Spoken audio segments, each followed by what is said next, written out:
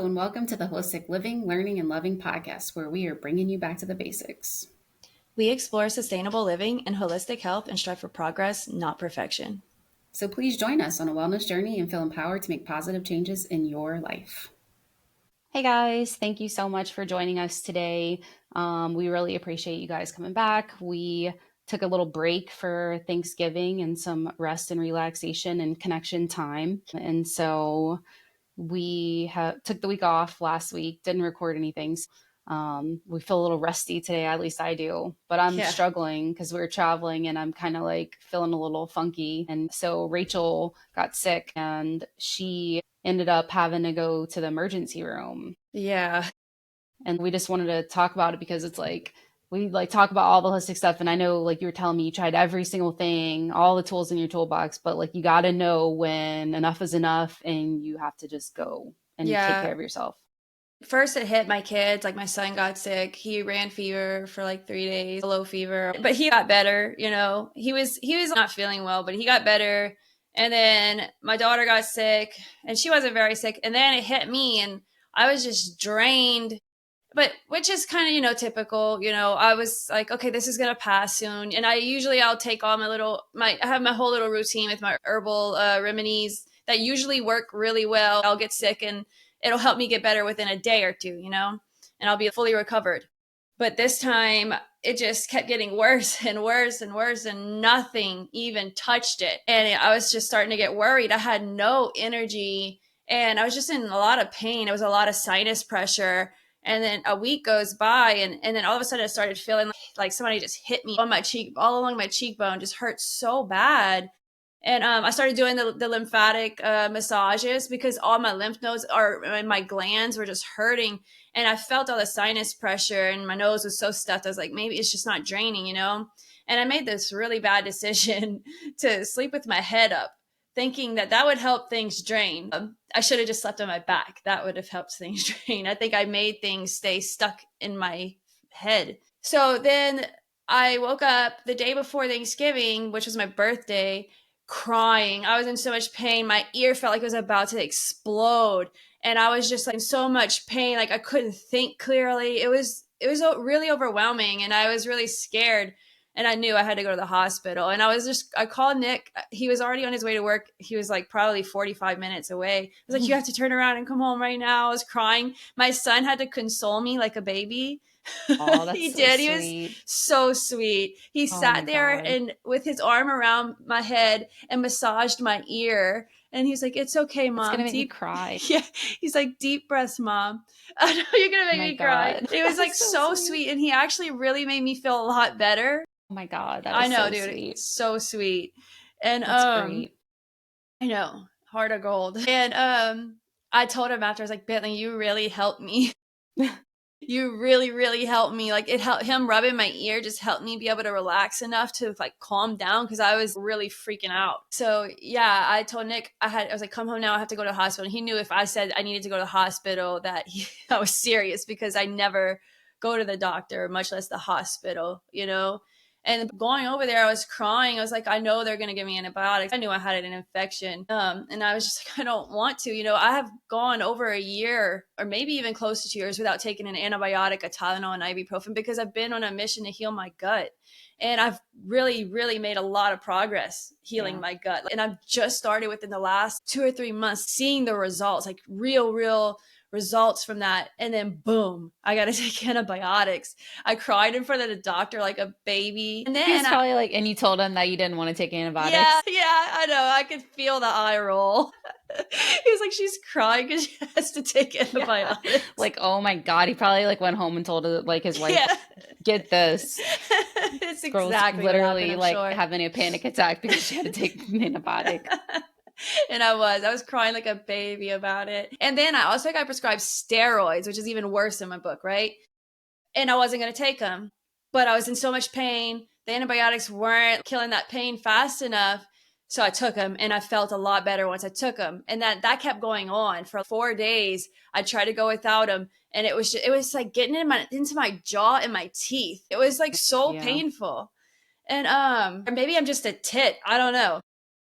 But I've never experienced pain like that. Yeah. And so I kept having to take those steroids. So now I'm just devastated that I had to take all of that. And now my ear is still like the pain and the infection is gone, but the pressure and the fullness in my ear is still there. So I don't know how that's what I'm going to do about that.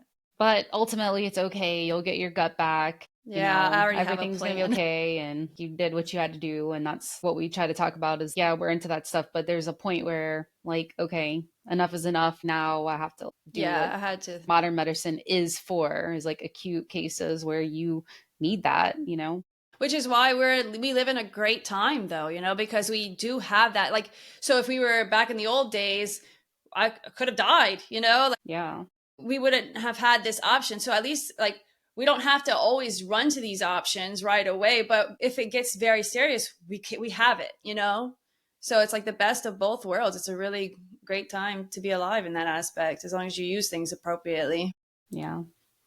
So that was crazy. And I'm sure you've had a pretty slow paced holiday. Yeah, I'm still exhausted and I'm Yeah. still But drained. you know, I was telling Rachel, your body was like, you're going to do a podcast about slow holiday life. I'm going to show you. So Yeah. Yeah. time on for real. It really is because I'm like so just antsy about it. I need to get up and do something. But yeah, my body is just forcing me to just be Slow slow. down. And it's really cool because it's actually something I was trying to work on before this happened. So it's almost like everything's just, Aligning. It's aligning. not like perfect, you know, obviously it came in the form of a sickness, but you still got But to slow down and that's usually how things happen. We have to learn our lessons. Things usually come in forms like that sometimes. like forcing your hand at it and making you take a break because otherwise you can Wouldn't. say it all you want, we could talk about it, but whether or not we actually do it is really hard. Like today I thought that I was going to put on my moo and just hang around the house all day, and I just haven't stopped since I've Yeah. woken up. I'm just going a mile a minute, just in the bad way. But so we traveled to Mike's parents' house and to see his brothers and my sister-in-law and everybody this past weekend. And it was really wonderful. We stayed at my brother-in-law Dan's Airbnb. He renovated an old, I think it's like 1800s Episcopal church in this small town in Wisconsin, outside of Wisconsin Dells. It's a really popular area for Chicagoans go there because it's got a lot of water parks in the winter. It's like basically like Dollywood of Wisconsin. If Okay. I I had didn't know it to, was in Wisconsin when you were telling me about it. yeah. So it's up there and it was very magical. I walked in and it was this big room and it had stained glass, original 1800s stained glass windows on every side and all sunny. And so the light was coming in just right. And I just walked in and I cried. It literally brought tears to my eyes. It was just so like beautiful and I guess spiritual. And I just like felt energy of it. And it was just so phenomenal. I was just so emotional. And I kind of stayed emotional that weekend too. I know the next day I had an emotional thing happen too. That's funny. I was so emotional last week. Really, all last week I was so emotional, like before Yes. Thanksgiving and after. I've cried several times in the last week, like Yeah, a lot.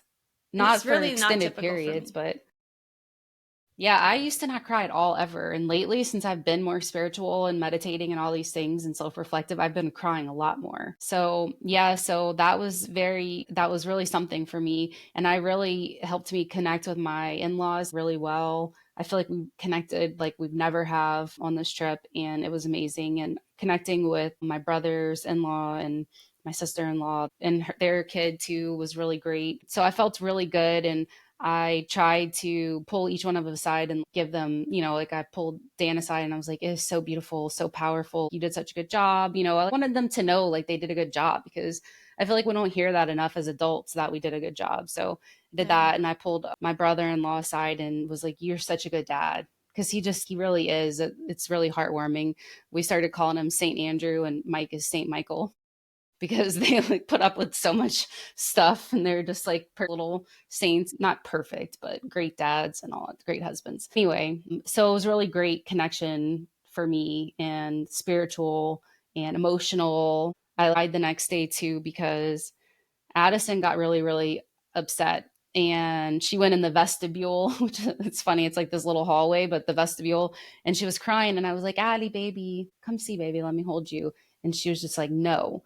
I want to be alone. And so I left her alone for a little while. And then I went back in and I was like, baby, I feel so bad. Please, I can help you calm down. Let's, let me hold you. And she was just like, no. And she was looking at me and she was like, the longer you stay, the more I'll cry. And I broke down right in front of her. I started crying. And it just broke my heart, that she wouldn't let me comfort her, I mean, like this is me. And so I cried a little bit but I was like, okay, I understand. And I left and I went outside and I was just looking out of one of the windows in the church and crying and trying to like, calm down because everybody else was doing breakfast and I was making it look like I was just looking out the window, but I was really crying, bawling my eyes out. And Addie came out and she like looked at me and she started like they've been squeaking like a little puppy dog whenever they're like really sad. So she was like, and she just like came over and like gave me a hug. And then after she gave me a hug, she was like, all right, I'm going to go play over there. And she was fine, but it was just really, really sweet, but also really sad moment for me. I was like very emotional for probably the following hour. And Mike was like, what is going on? It's like, can you just pull it together? I know. I felt like that's how Nick felt when I was crying in front of that doctor. Yeah, he's probably like, oh my God. Yeah, like I looked at his face. I was like, oh God, I'm probably embarrassing him. Oh my God, that is so funny. It's like, yep, that's my wife. She's crazy. You see what I'm dealing with? Yeah, it was just, that's so funny. Yeah, so I've been feeling it. I don't know what was going on with that. I know it was like a new moon I on know. the I was wondering if it was 1st. some kind of like moon stuff. It might be because they say, women's cycles fluctuate like the moon. It's a lunar cycle. Really want to learn about all that. Men have a different emotional cycle and it's over the span of a day where they go through their highs and their lows and then it comes back around. Whereas women, it goes like for a month. It follows almost like a moon pattern. That stuff is really intriguing. I know I had sent a thing about Saturn in Aquarius. I think I was looking at my Sky app and I was trying to figure out, and there was, I was looking at the planets on the Sky app and it showed Saturn. And then I also saw it was in Aquarius, the constellation, as I was scanning. Yeah, I remember now. And I never put that together, what they were talking about when they would say stuff like, oh, Saturn is in Aquarius. I was like, Yeah. okay, whatever that Yeah. means, I don't know why. Yeah, I didn't know But it's either. actually Saturn and Aquarius have gone together. And obviously, they're not in the same exact space. They're in front of or behind of or whatever. Yeah. I don't know exactly what. Yeah. So, like, I never really knew what that meant. And so I Googled what that means. And it says, as Saturn approaches the direct station on November 15th in Aquarius, we are at the edge of a significant transition. Since June 30th, Saturn has been in retrograde. Aquarius is the sign of innovation, which is going to force us to rethink our life architectures and long term goals. And then as this retrograde period comes to a close, we're going to have a magnificent boost in our movement forward. So I just thought that was really cool, like to think about that. And, you may not like, I know my husband's not into any of this stuff. He thinks I'm nuts for most of the stuff. But you know what I think is like, okay, what's so bad about thinking good things are happening? It's not like Yeah. I'm doing this and I'm thinking all these bad negative things. It's like you're thinking, oh, well, some thing has come to a close and now I'm going to boost out of myself and have magnificent changes and rethinking. And that's all just growth, positive growth stuff, And okay, if I take a crystal and I want to sit there and believe in my head that I'm healing something, what's wrong with that? Yeah. Absolutely nothing, Well, the mind's a powerful thing. I mean, you could hold anything in your hand and think positive thoughts, and you're going to have a positive outcome from it. Yeah. You know? Or I'll feel like I did, so it's not Right. necessarily like, oh, well, that's all bullshit because it's like, well, that's your opinion, but I can feel this way and I might see results with this and there's nothing wrong with it because it's all just positive energy, man. Yeah. So I don't know. I struggle with that. Some people just don't get that. And I feel crazy talking to them, but I love this stuff and it makes me feel good. You can't please everybody. Everybody's got their own thing. Yeah. And so also it's a new moon right now, which is new things coming, manifesting, kind of going into the Saturn and Aquarius theme of innovation and, doing all these big things. So I think that's really cool too. So, anyway, all that stuff was just great. I think lots of cool things, lots of manifestation going on right now would be great for everyone. Connecting, just like we said in our other podcast with the holidays, now is the time that we need to reach out, make sure people are getting together. We did Mike's side of the family, and then I talked to one of our cousins, and we're going to do our own family thing. And that's great because we need to all get together. It's really a shame that our family hasn't gotten together consistently since Mama Rita passed away. Yeah, it's been So years. I just feel like after, we had the podcast and we're talking about connection, that was a big connection piece that was missing. And so I just made that connection. But Yeah. also it's funny because I can't host anything because I don't live in Homa, but like, hey, how about you throw a party at your house? Okay. I'm sure she doesn't mind. No, we're going to do a potluck and all that stuff. So it's great to get together, and I'll try to figure out a craft or something. So that could be fun too for people in the holidays. Get together with family, maybe do look online for a quick family craft thing or something that you can do together. That'd be fun. In the past, Mike's family makes tamales and they call it chile, like salsa. And that's always been a tradition, but I don't know. We haven't been doing that lately. That's so weird. I just realized that. Kids love traditions. Yes, and they're great, and we need to continue. My mother-in-law likes to do gingerbread houses. And that one's just hard because it's so much candy, and kids, they want that, and it's just hard navigating that. Because it's like I don't want to feel left out, but then I don't want them to have all that candy. And then if they do have it, they'll be, crazy because of all the dyes and bad stuff in it. But it's not a big deal. But it depends on, your kids, because some kids just will eat candy, like sneak in candy and stuff. So that Thankful. is triggering when you can't even control it. Yeah, my kids, we did gingerbread houses yesterday, and Bentley doesn't like a lot of candy, so he didn't want to eat any of it. But they'll ask. They're not going to eat it without asking me. Yeah. And Petal asked. She asked a few times, and I was like, no. I had full intentions, and they knew that we were going to make this gingerbread house, and we were not eating any of it. Yeah. But I did end up letting her have a gumdrop. But it's just I fun. ate some too. And she didn't have any candy and all for a while. So, well, on Thanksgiving. But yeah, I've been trying to work on connection. It's not my strong suit. Yeah. So I wrote a list of manifestations, things that I want to manifest, basically pray for, or whatever you want to call it.